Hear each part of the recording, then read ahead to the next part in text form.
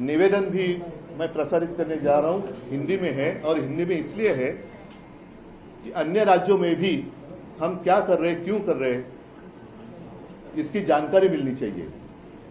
कल ये दुर्भाग्य की बात है कि बीच में मैं इसलिए कह रहा हूं कि कुछ ही दिन हुए हैं, 3-4 महीने हुए होंगे, पहलगाम में जो आतंकवादी हमला हुआ उसमें हमारे नागरिक, हिंदुस्तानी नागरिक जिस तरीके से मारे गए, हमारी बहनें, उनका सिंदूर, सौभाग्य उजाड़ा गया।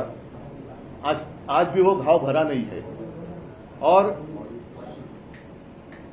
उसका उत्तर देने के लिए हमारे सरकार ने एक कार्रवाई की थी पाकिस्तान के ऊपर। पाकिस्तान के ऊपर क्यों की?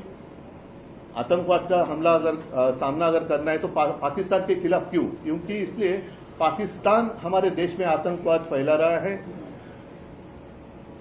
आतंकवादी हमले कर रहा है, हमारी माताएं बहनें जो है उनका सौभाग्य जो है उजड़ रहा है। अब ऐसा नहीं चलेगा। हमेशा हम तो कहते हैं, लेकिन सिर्फ कहते हैं, करते कुछ नहीं है।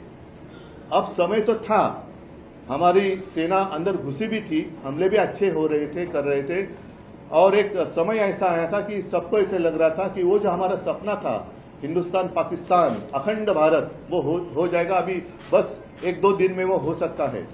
अचानक क्या हुआ पता नहीं, लेकिन जो हमारी सेना वहां पाकिस्तानियों को खदेड़ रही थी, उनको रोका गया। तो ये वॉर किसने रुकवा दी? जैसे एक एडवर्टीजमेंट थी ना, वॉर रुकवा दी पापा। तो क्या इन्होंने ऑपरेशन सिंदूर भी रुकवा दिया? ये पापा कौन है? ऑपरेशन सिंदूर भी रुकवा दिया है क्या? नहीं है ना।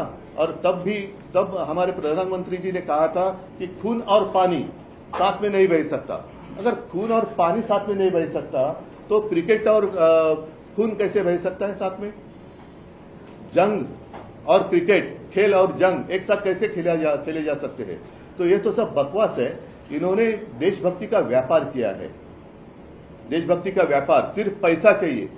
कल भी मैच इसलिए खेलने जा रहे हैं कि उस मैच से जितना पैसा मिलेगा, चंदा मिलेगा, वो उनको चाहिए। बस उसके सामने देश मर जाए, देश के लोग मर जाए, हमें कुछ परवाह नहीं। लापरवाही से हम खेलते रहेंगे और हमें देशभक्ति सिखा रहे हैं। इसलिए कल पूरे राज्य में, महाराष्ट्र में शिवसेना की महिला कार्यकर्ता सड़क पर उतरेगी और भाजपा एक ऑपरेशन सिंदूर उन्होंने किया, लेकिन बाद में वो करने जा रही थी एक मुहिम हर घर सिंदूर। सारे लोगों ने आलोचना की। उसके बाद उन्होंने कहा कि ऐसे हम नहीं करने वाले थे। तो कल हर घर से सिंदूर हम मोदी जी को भेजने वाले हैं। हर घर से सिंदूर, सारी महिलाएं उतरेगी और सिंदूर की एक एक डिब्बी हो या एक छोटी पूड़ी पैकेट, वो एक बक्से में डालेगी और प्रधानमंत्री जी को उनके कार्यालय में हम भेज देंगे। मोदी जी तो आतंकवाद पर कड़ा स्टैंड लेते रहे हैं। कड़ा मतलब, कड़ा का अर्थ क्या होता है? उन्होंने कहा कि खून और पानी एक साथ नहीं बह सकते। वही तो हम कह रहे हैं। और उन्होंने ही कहा था कि उनके रगों में खून नहीं सिंदूर बह रहा है। ये तो अमानवीय बात है। लेकिन अगर अमानवीय है तो कड़ा रुख अपनाओ, एक ही बार सबक सिखाओ। क्यों झुक रहे हैं? कहते हैं अंतर्राष्ट्रीय मंच पर इस तरह